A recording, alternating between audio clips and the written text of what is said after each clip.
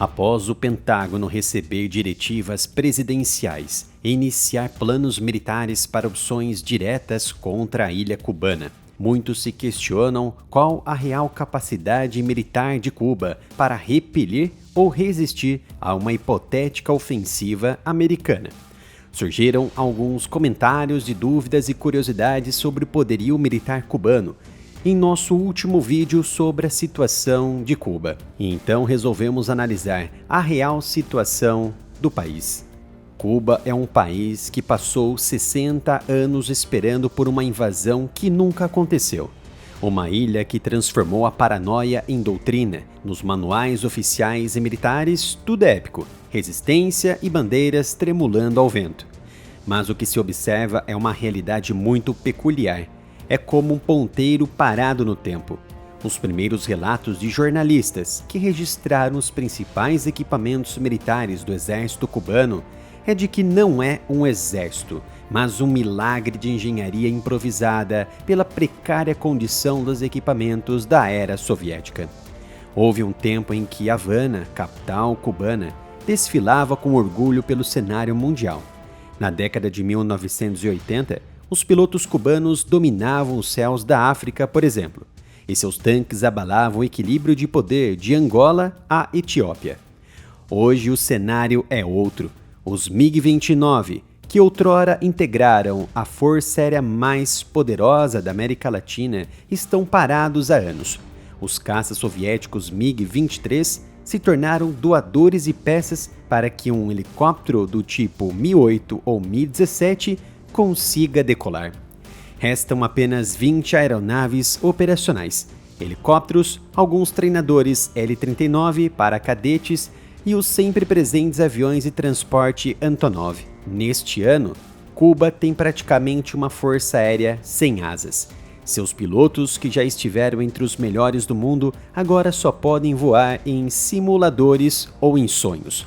Para defender de ataques aéreos, a última linha de defesa aérea de Cuba, talvez até a primeira linha, também não é recente. Cuba depende dos sistemas S-125 Pechora, mísseis da era soviética da década de 1950, que a Bielorrússia modernizou às pressas no ano passado.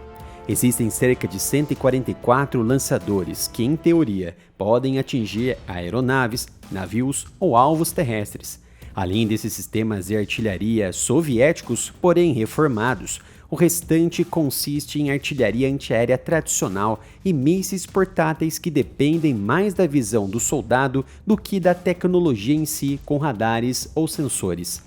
Para piorar a situação, ainda faltam drones de combate.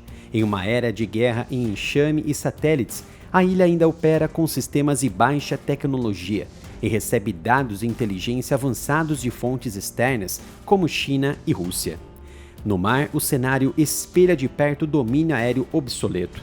A Marinha cubana mantém 33 embarcações, todas destinadas ao uso costeiro. Não há fragatas modernas, corvetas oceânicas ou até mesmo submarinos capazes de operar em águas profundas. Cuba chegou a desenvolver submarinos anões da classe Delfim, projetados para emboscadas costeiras, mas ao que apurou o área militar, eles não constam dos inventários atuais, e seu status operacional neste ano é desconhecido. Segundo analistas independentes, o protótipo permanece atracado em cabanas há anos, sem sinais de atividade marítima.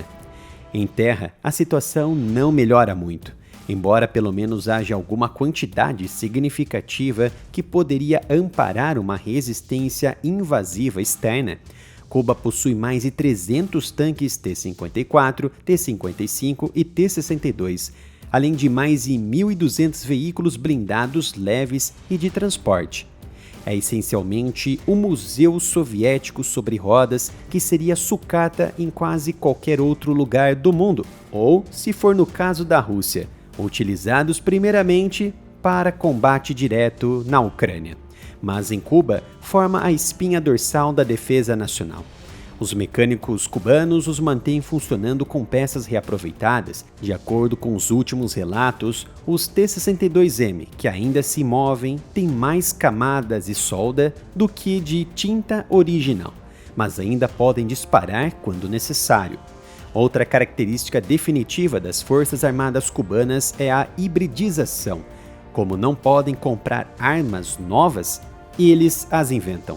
Canhões antiaéreos montados e adaptados em caminhões Kamaz, artilharia pesada adaptada a plataformas civis, veículos blindados que combinam o chassi de um modelo, a torre de outro e a eletrônica de um terceiro.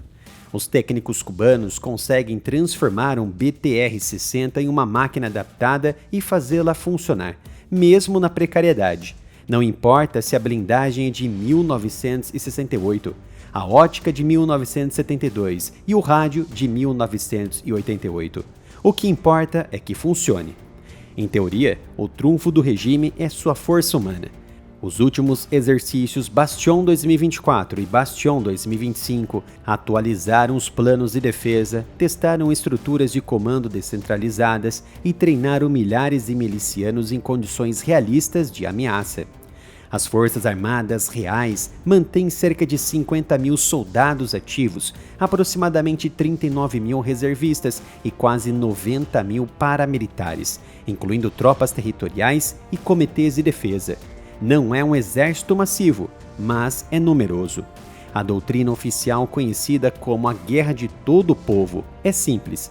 Se alguém invadir Cuba, toda a ilha se torna um campo de batalha. A capacidade teórica de mobilização ultrapassa 1 milhão de pessoas.